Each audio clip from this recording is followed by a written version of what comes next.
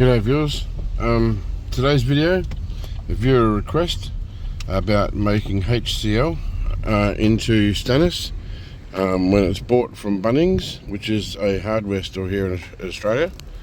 So this particular viewer has been buying HCl from Bunnings, and when he makes his Stannous chloride it goes purple. And I said to him I'd make some. I'll go and get the HCl from Bunnings and try it myself. So that's what we're going to do. We're here now.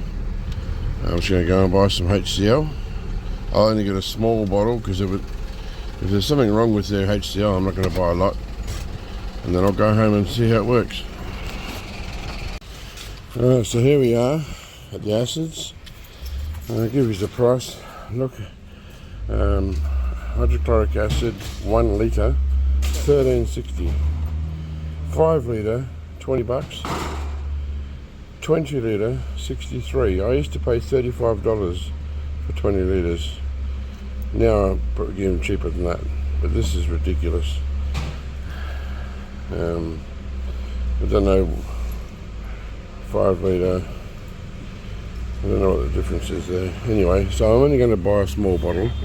I don't need to get a large one, especially if it doesn't work properly. Alright, so I'll go and pay for that. I'll take it home and make my my Stannous the way I do it, and see what happens.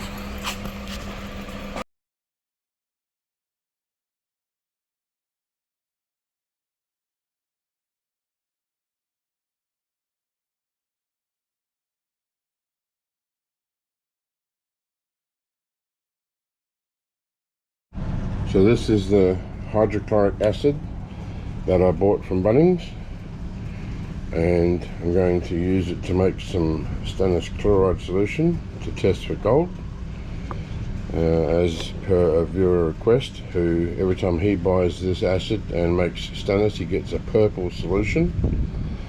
I've never experienced that, but I've never used this particular brand from Bunnings for making Stannous. I've made my Stannous a long time ago, and even recently when I had to top up my little squeeze bottle, I took it from my storage amount that I had. So I'm going to make some out of this and see if it turns purple, and even if it does turn purple, it might not be a problem, because I'm going to test it and see if it still gives a positive on gold solution. If it doesn't go black or dark when it hits gold solution, then I'll know that there's some sort of additive to this particular brand, makes it no good for Stannous. However, I've been using this brand for other things like making acrovigia, and testing for silver in solution, removing tin from pins, and I've had no issues with it there.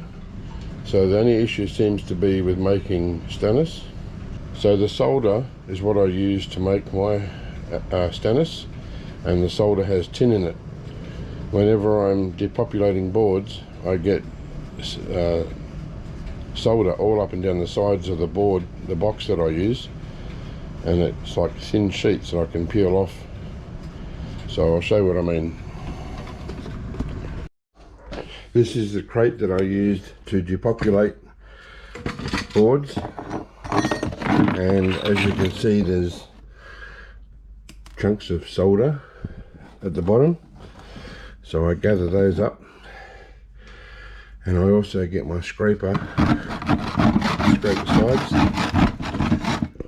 do it with holding the box.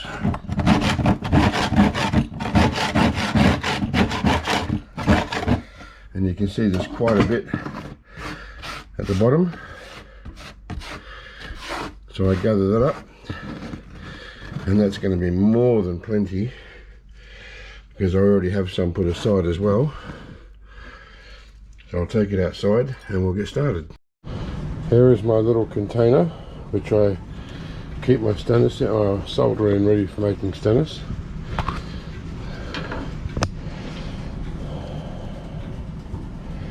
So I tip that in the beaker.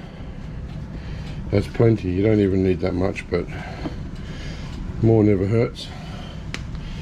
I could even get a few flakes for when I'm finished making the Stannous, and to put in the container with it, because then it will continue to leach tin into it, so it lasts a bit longer. So here we go with this hydrochloric acid. That's plenty. That's going to do a lot of tests. Probably way too much. I don't think I'll even get through that, because I've still got about 3 times that amount. Now I put it on some heat.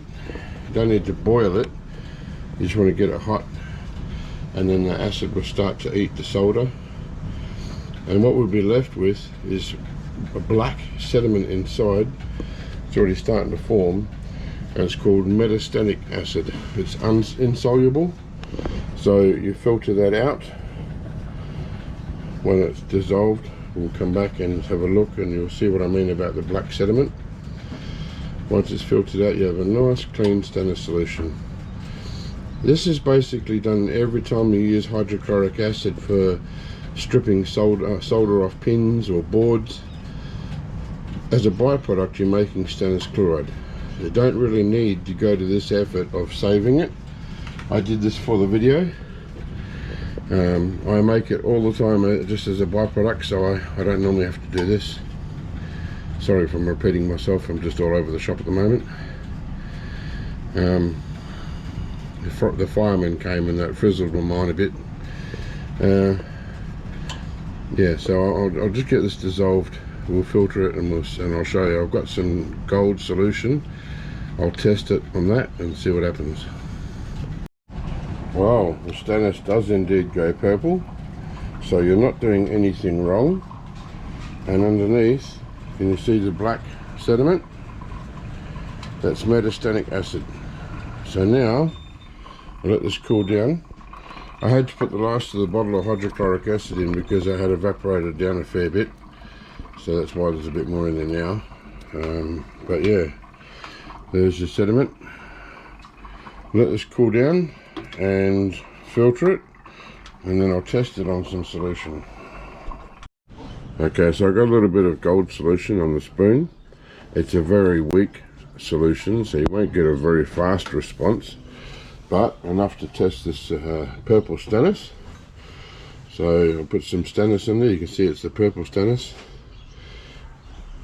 and just give it a couple of minutes. You'll see it start to get darker and darker and darker.